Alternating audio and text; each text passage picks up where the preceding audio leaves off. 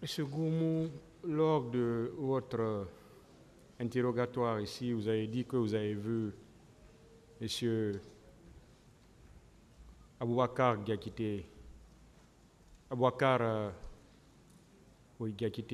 Toumba à la tête d'une colonne de bérets rouges en train de tirer en rentrant dans le stade. Est-ce que vous le confirmez? Ou si vous pouvez reprendre. Merci, Monsieur le Président.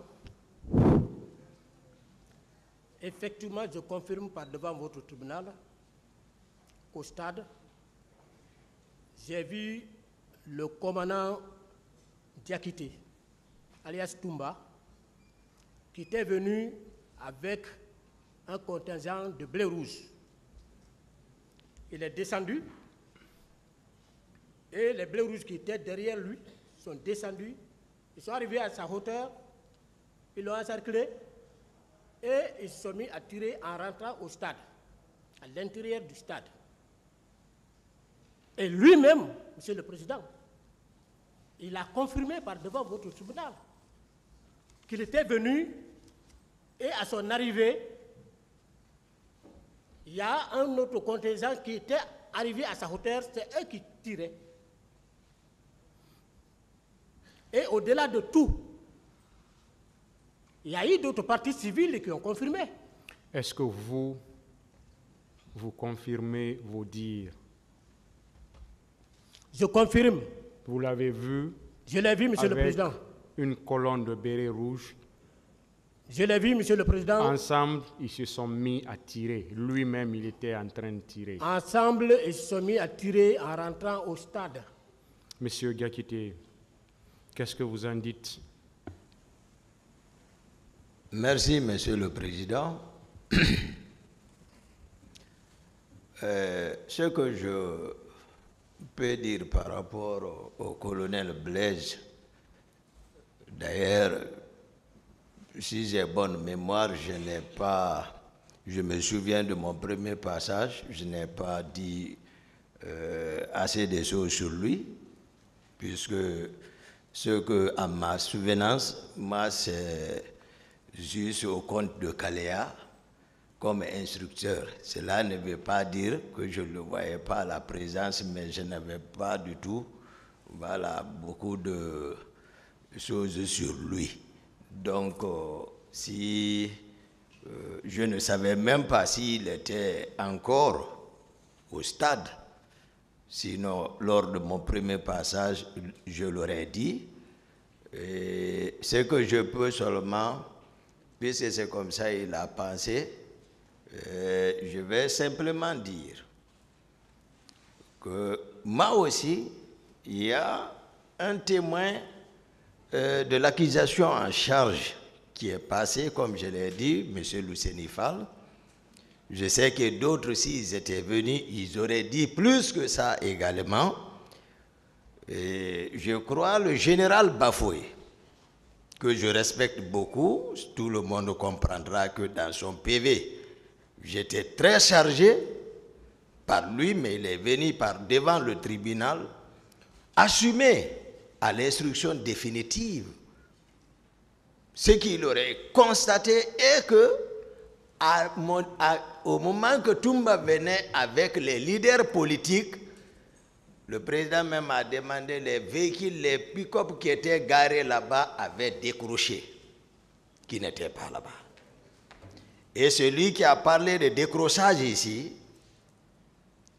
je pense bel et bien, c'est mon colonel Blaise. Moi, en tout cas, je ne l'ai pas vu. Je ne sais pas s'il était venu ou s'il n'était pas au stade. Mais moi, ce que je peux le rassurer, ce n'est pas Toumba, il l'a vu du tout. Et d'ailleurs, je crois, à moins que je ne me trompe, le colonel Tchegbro, si, en tout cas je ne me trompe pas, a soutenu ici qu'ils étaient ensemble à l'enceinte du stade. Donc, en un mot, ce n'était pas vous. Voilà, ce n'était pas du tout moi. du tout. Moi, je dis, d'ailleurs, puisqu'il m'associe aux gens, et ils ont expliqué comment nous sommes C'est bon. Donc, il n'a qu'à se tromper. C'est bon. Moi, je ne connais rien de lui. Vous l'avez c'est lui entendu, qui connaît. Monsieur Goumou. Il dit que ce n'était pas lui que vous avez vu.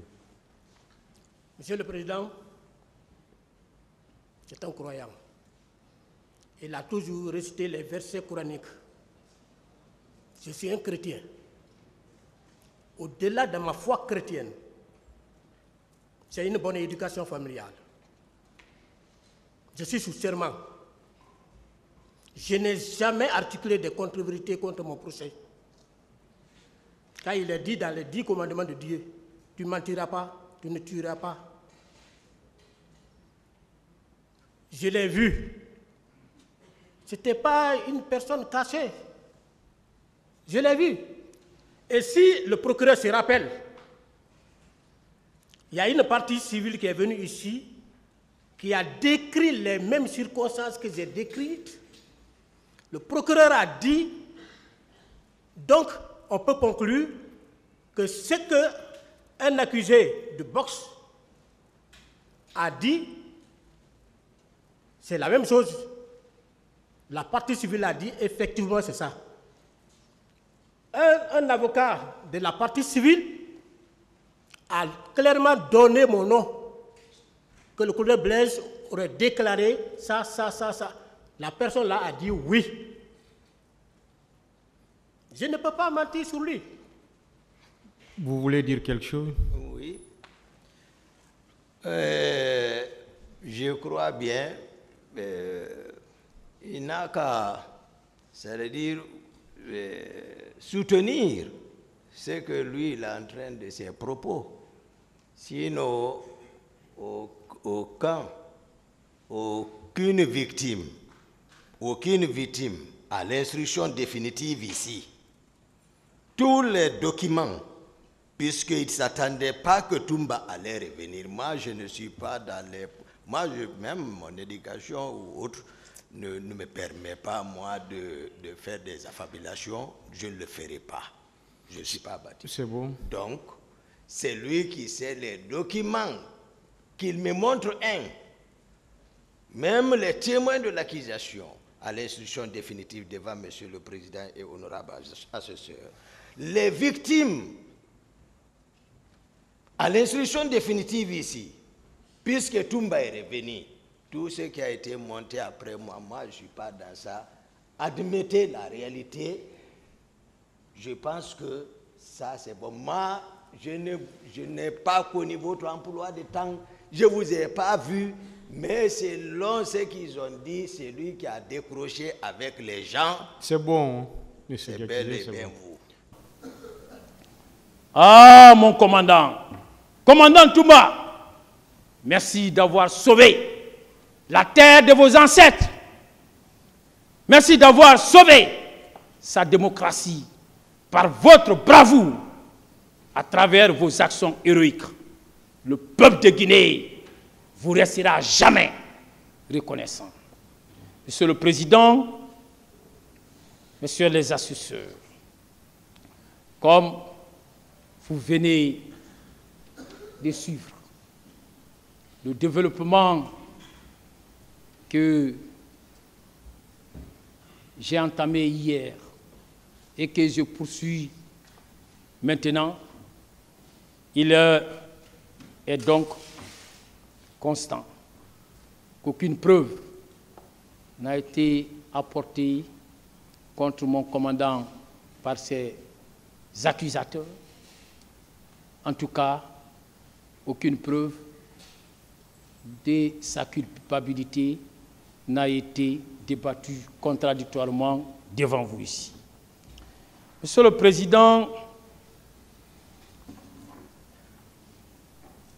vous avez bénéficié, vous et vos deux assesseurs, vous qui avez la lourde responsabilité, après tous ces débats, de vous prononcer sur le sort de chacun des accusés.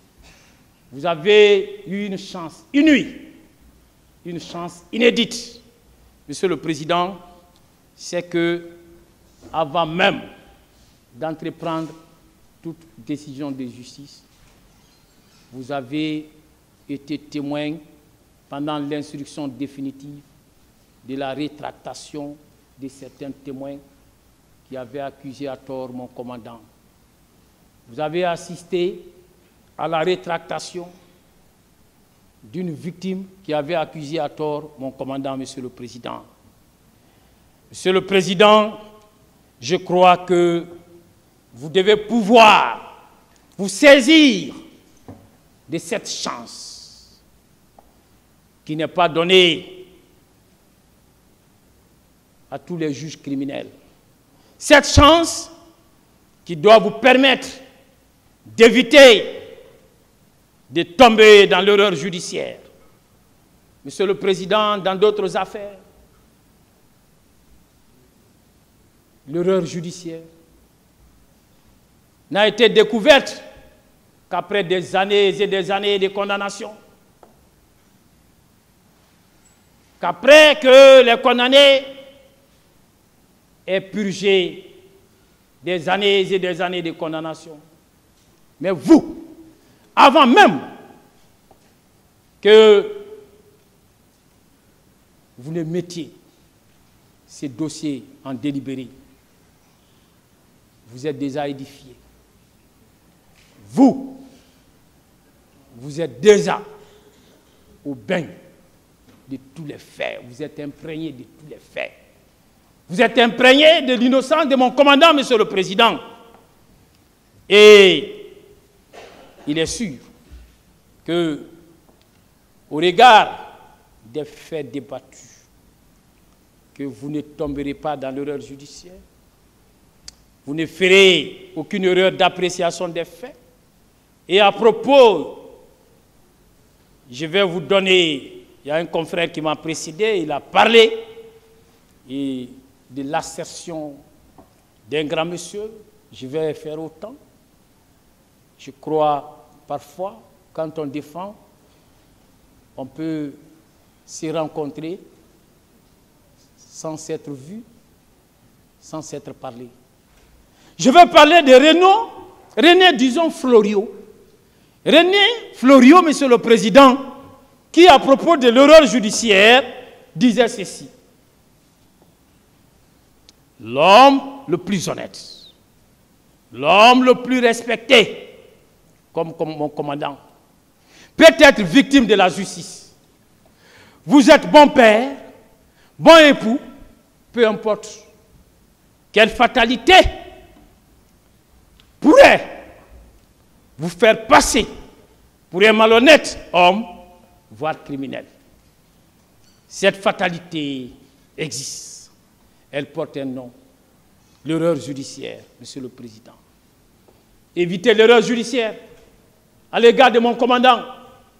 Monsieur le Président, constatez, vous et vos assesseurs, constatez son innocence, acquittez-le purement et simplement. Et ce sera justice, Monsieur le Président. Monsieur le Président, à présent, je vais aborder le dernier point. Le dernier point de ma plaidoirie telle que je l'avais annoncé hier. Monsieur le Président, c'est l'impossibilité, et l'impossibilité absolue, d'imputer les faits d'assassinat, de meurtre, de coups et blessures, de tortures, de séquestration, de non-assistance à personne en danger, d'entrave au secours.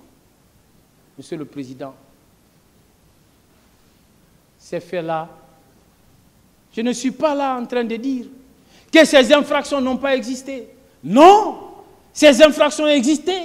Nous les regrettons. Mais Monsieur le Président, mon commandant n'en est pas l'auteur. Non, il n'en est pas l'auteur, Monsieur le Président. Et vous savez très bien que l'article 14 de notre code pénal est très clair.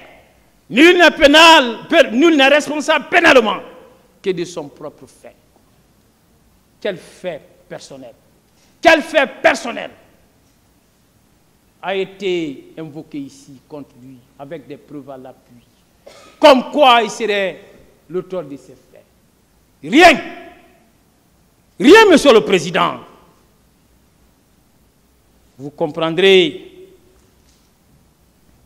que mon commandant ne saurait être retenu pour aucune de ces infractions. D'abord, l'assassinat.